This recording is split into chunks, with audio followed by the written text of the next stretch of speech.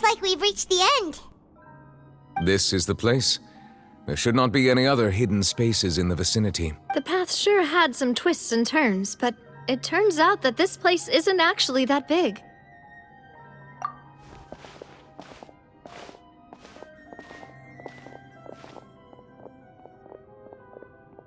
Stone slates?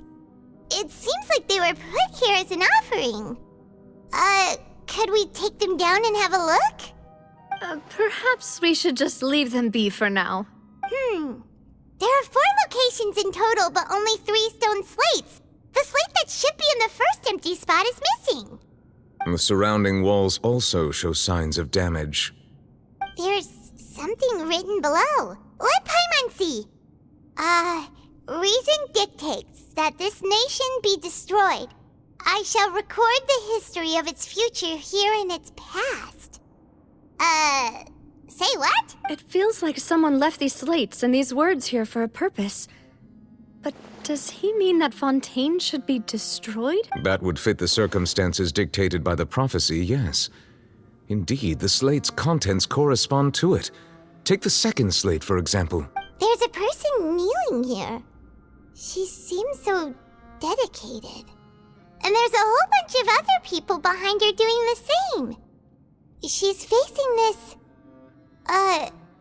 what is this? Some kind of island in the sky? And is that Lady Farina in the third image? Did the Hydro Archon fall into the water? And is that a ring of people around her? Paimon doesn't quite get it. Are they all in the water? The fourth image. I know this one.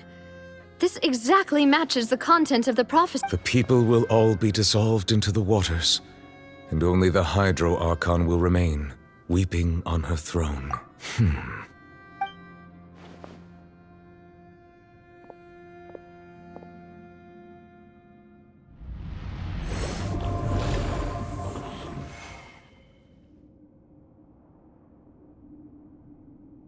More information should be hidden in these slates, but I fear I cannot easily uncover it, most likely due to us missing the first slate. Don't blame yourself, Monsieur Neuvillette. Deciphering ancient stone slates isn't one of your duties. Ooh, Paimon's getting the chills just looking at these slates. This says that it's the history of the future, right? That means the prophecy's sure to come true. I really hope it doesn't mean that.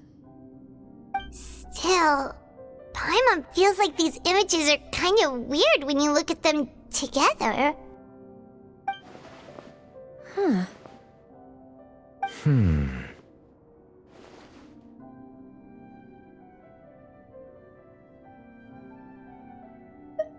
That's right! If the images are in chronological order, shouldn't the fourth, the waters drowning Fontaine, come before the third, where the Hydro Archon herself falls into the water? And yet the order is reversed here. If we go by timing, Lady Farina only emerges in the third image. That means that the person in the second image might be the previous Hydro Archon. Egeria, then. I had never met her, but her appearance here does match the records. The previous Archon kneeling before the floating island in the skies, as if confessing a sin. Did she herself commit that sin?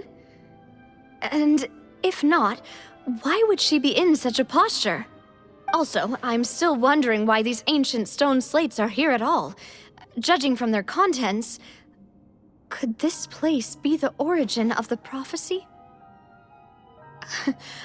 Does that mean that someone, or some people, once saw these slates? But who would have created these slates and left these words here? It seems that any further clues will have to come from Farina. In that case, there's no time to lose. There's nothing else to be gained here, so let's head back. Yeah, we better get somewhere safe for now.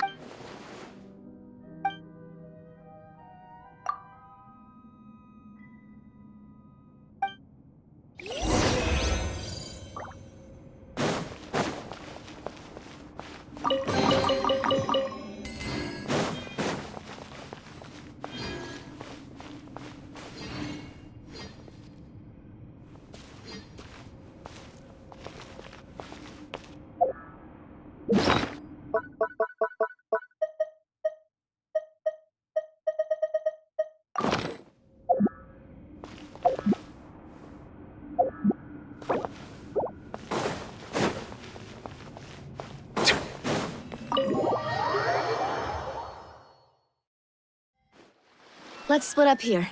I'm going to check on what's happening with the Spina. You know how it is. There's some things you just need to be there for yourself. You still have energy for that, Navia? Paimon's already beat. Just head back to the Fluvsandre and have a rest then. Thanks for keeping me company all this time. I'll depart as well. Thanks for your hard work today. Rest well, Traveler, I will go talk to Farina tomorrow morning to ask about the stone slip. I'm sure that you're concerned about this matter as well. If you have time, drop by my office. I will share the results of our discussion with you. Are you really gonna talk to her about this directly? Will that be a problem? Paimon's getting a little scared now that it's come to this. She has long been harboring secrets and will not give them up easily, which makes it all the more my duty to ensure that she understands the present situation. Alright, we'll leave it in your hands then. You're probably the best person to talk to her anyway. I will be carefully considering my words tonight. Traveler, Paimon, our safe house at the Fluvsandre is always open to you, as ever. So please don't think you're an imposition. All right.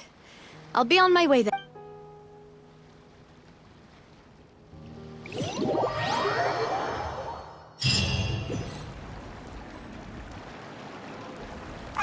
We're finally back! Welcome back. We've got a special menu prepared for you two tonight. Yay! And there's good food too! Navi, no, the boss is the best. Ooh, desserts! Nice, these are all Paimon! Paimon's already starting to forget what happened today. Oh, that voice. Is that who I think it is? Huh? It's you two. What are you doing in Fontaine?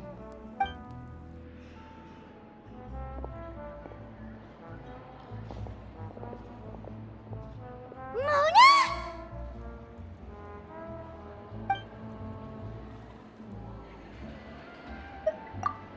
Seriously, nobody just uses a scry glass whenever they've got time to just see who they'll meet on the road. Still, we didn't expect to see you here. Wait, you're not a Fontainian, are you, Mona? Well, I have some business to attend to here, so I booked a hotel in the city. I was just out for a stroll when I bumped into you. Quite unexpectedly, if I might add. Why did you think I was from Fontaine, though? Is that because Magistus doesn't sound much like a Mondstadter surname? Yeah, let's go with that. Well, I used to have my own surname, which was, well, some other thing. Either way, the old hag told me when she took me as her disciple that the first step to being a great astrologist's pupil was to change that name. There was nothing for it, really. She really is amazing at astrology, so I changed my name to what it is now according to her wishes. To my surprise, however, Magistus is not the name of some ancient house or clan. It isn't? Nope. Although it is used by us in place of surnames, it generally just means great.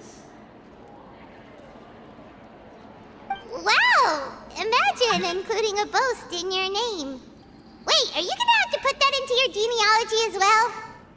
I reckon so. In any case, I'd give my disciple a name like this as well, if I were to take one.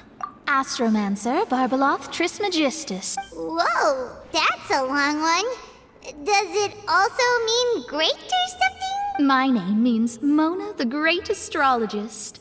As for the old hag, hers is, in plain speech, the thrice-as-great Scholar of the Stars. Just take it as a title specific to astrologists. Thrice as great? That's so petty. I know, right? That's just how she is. She used to call herself Magistus, actually, but when she took me in, she changed her name to Trismegistus. Talk about excessive. Magistus is thus the calling card of our school, so to speak, which makes it about the same as a surname. It's all right if you don't get... That sounds terrible! But anyway, you're not Fontainian, are you, Mona? You're from Mondstadt, right? Well, I was born in Mondstadt, yes. My parents migrated to Dorman Port, and I traveled with the old hag for a while, after which I settled down in Mondstadt City. Oh, that's a good thing then. At least we know you won't be dissolved by Fontaine's waters. Speaking of that, I'm sure you're aware that a bunch of things have happened here in Fontaine, right? I know you're not a local, but I'd avoid getting too close to any water that looks strange all the same. There's something ominous about it. Well, the water, I mean.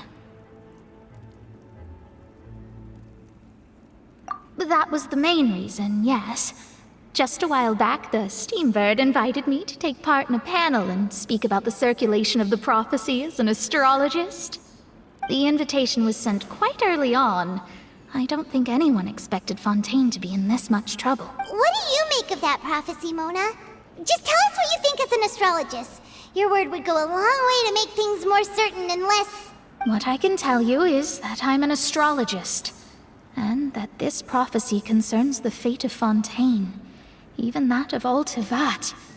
Ascertaining this is akin to reading the fortune of the whole world. I'm afraid that this is not something that just anyone can do. If I could do it, you would no longer call me an astrologist, but a visionary. But on the flip side, the prophecy is so huge and powerful that it must surely come from a powerful visionary. Its contents involve the fate of the world. Disregarding it would be a mistake. A visionary? Sounds really powerful and all, but does such a person really exist? Of course. The old hag could do it, and I'd bet there are others amongst those Hexenzirkel colleagues of hers who could do something similar. Huh? Are you sure? All right, I'll help you. It isn't often that I see you with such a serious look on your face. I'll tell you once I hear back from her. Thanks, Mona! You're amazing at... Oh, well, this is something only I can do after all. So yes, your praises are quite welcome. That's the greatest of astrologists for you! Of all the people we know, you know the star's the best! Indeed, indeed. That's the spirit. Oh, sorry. I came to see what all the commotion was about. If there's anything you need, do not hesitate to inform the Spina di Rosula. Oh, whoops. Guess we were getting a little too carried away there. Well, I'll go tend to my own business now. If I receive any news, I'll be sure to come find you two again. And there she goes, quick as rushing water. And here we are with the Spina guy giving us suspicious looks. Right, but we were able to recruit Mona's help, didn't we? Our Fontainian friends will thank us someday.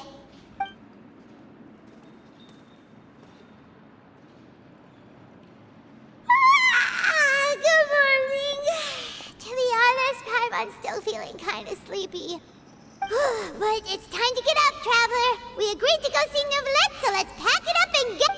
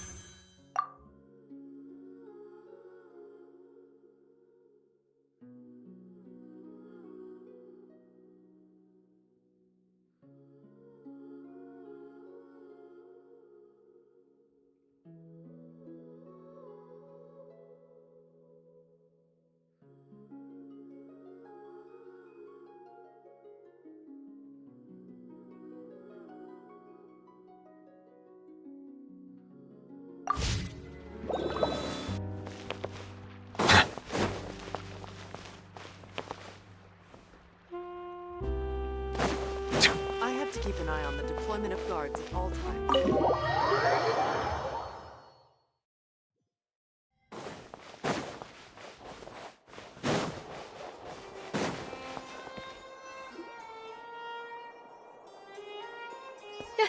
You're here! Is something wrong? Monsieur Neuvillette and Lady Farina, they seem to have gotten into a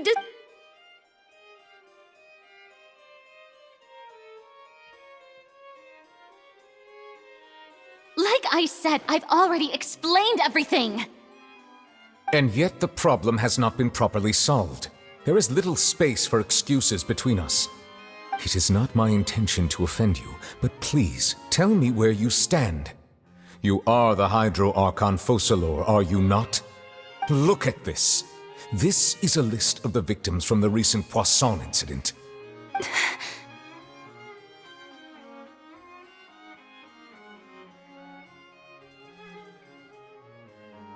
You mean...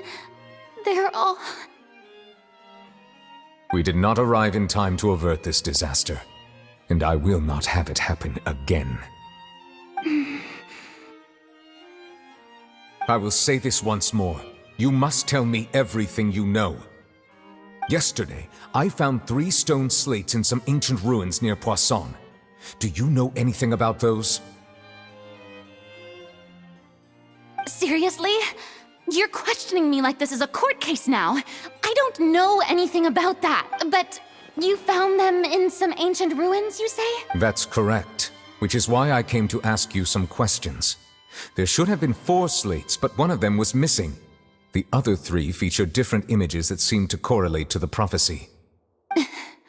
The prophecy? The second of these slates depicts the previous Hydro Archon Egeria kneeling before a floating island in the sky, as if confessing something.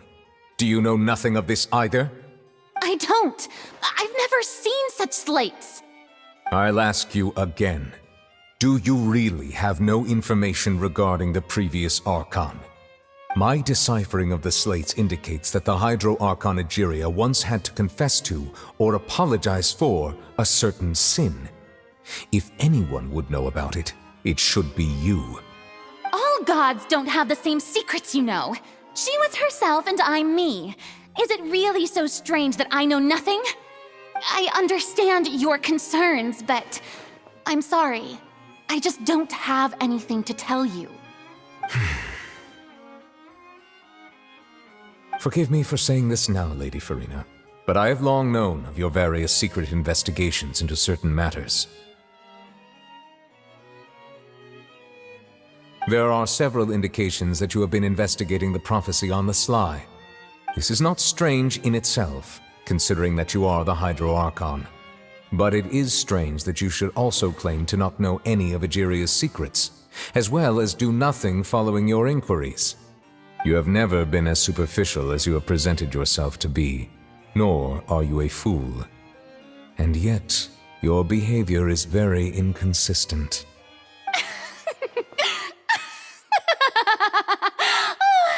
So you've been watching me all this time, have you?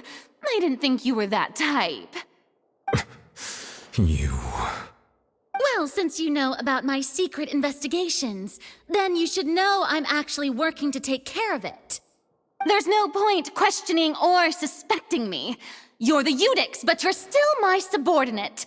You should be following my lead. Just trust in me, you're Archon, and do as I say. Never mind whether you can truly convince yourself to or not. It'll all turn out fine. That's all I have to say. We do not discuss this matter again. Oh, the opera's about to start. Toodles!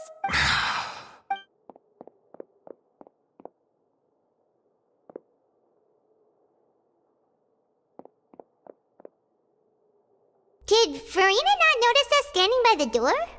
Wonder what's up with her. I assume you've been outside for a while now? Oh! You noticed!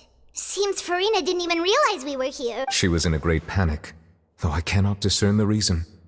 Our discussion reached impasses time and again, a state of affairs that we cannot allow to continue. Still, I do not understand. Dialogue is the basis for understanding, so why did she keep refusing to engage? Everyone in her inner circle has noticed that she is hiding some secret. The issue is her attitude. I fear that she will not reveal anything unless absolutely forced to. We may have to create a situation in which she will have no choice but to Oh? Like what? Normally, people will only reveal the truth when standing trial. Perhaps we must have the Hydro Archon experience just such a scenario. But Farina's seen so many trials, and she's really good at dodging questions. questions. How do we make sure that she won't just slip away at the first chance she gets? We will need to consider this thoroughly, join forces with various parties, and then do what we can. If at all possible, I would prefer to recuse myself from this affair, but we must prevent the prophecy from coming to pass. This may be cruel to her, but all Fontaine is in crisis. The information a god possesses is too precious, and so we must take a chance on this. But who will lend us their aid to do such a thing?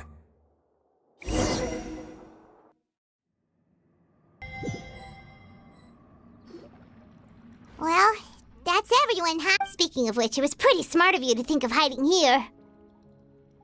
Poisson was just involved in a disaster, so it's presently devoid of people. That naturally makes it the best choice. And here you are drinking tea like it's the most natural thing in the world, huh? That's what families should do. Sit and enjoy a leisurely time together. It's nice to enjoy tea here, you know? Care for a cup? Lend me your ears, everyone. Or perhaps one of you might like to start us off. How about you, friend? Me? No, I don't think I can. Then, how about you, good sir? I fear that I will cause the mood on this boat to become as somber as it is in court.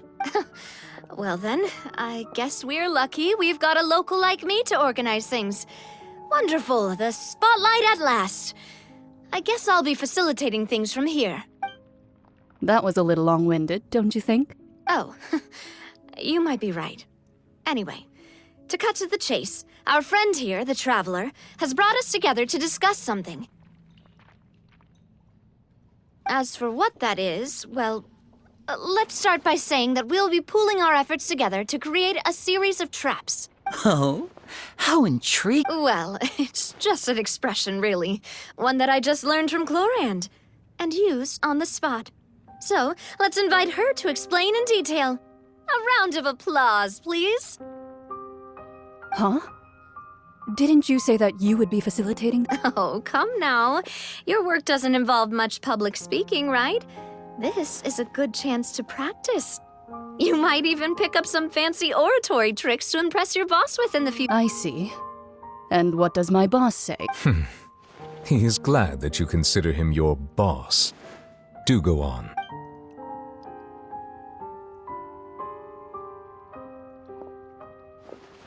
In that case, do any of you have experience hunting? Not that I recall. Fremine and I once used a wooden stick in a basket to catch wild rabbits when we were younger. As for Lynette, oh, right. You were sick that day, weren't you? I've also gone diving to catch some fish before. Does that count? I'm afraid not. You may or may not have heard, but Fontaine once played host to a group known as the Marechaussee Hunters. Though that was their name, they did not hunt animals, but rather various monsters left behind by the ancient dynasty of King Remus. Today, Fontaine's monster population has already thinned greatly, so the hunters have blended back into society, taking up arms in other lines of work. They even left a unique methodology of hunting in their wake. A trap comprises of the following components: bait, a trigger, and a containment device. Sometimes a lethal implement will also be necessary to deal with the prey. So, if we were to build a trap together, right now, what would you choose to build it with? For me, I would prefer something basket-shaped. Pigeons and rabbits will see the bait and naturally enter the snare. Our line of work requires a deft hand, and we're some of the best in the industry, so you can count on our techniques. You used some of those techniques while moving the people of Poisson, didn't you? My subordinates mentioned that you even performed some magic for the bawling children. Yes, and I even managed to gather some intelligence in the meantime. I'm quite the multitasker if I do say so myself. I'm afraid I can't claim that as my strong suit. I prefer more stable methods, like placing bait in the water and waiting for the fish to come within reach. That's the kind of method I would count on. Calm and steady. Exactly the kind of person who would catch loads of fish. And I can be their assistant. With discretion, I'm sure. I'd probably use some sort of mechanical animal. Papa once bought me some small clockwork squirrels, mice, and such. When placed in the forest, they can attract others of their kind. I remember that you liked those too, didn't you? I did. And that would be a good way to go about it. If they're realistic enough, animals of the same kind will follow them all the way to the trap. What about you, Monsieur Neuvillette? I fear I do not have any related experience. That makes sense. You usually solve problems directly, without the use of any such trick. But I do have one more question for you, Monsieur. If we were to create a trap now, how would you design it? I would like for it to be effective, but bring no harm to the prey.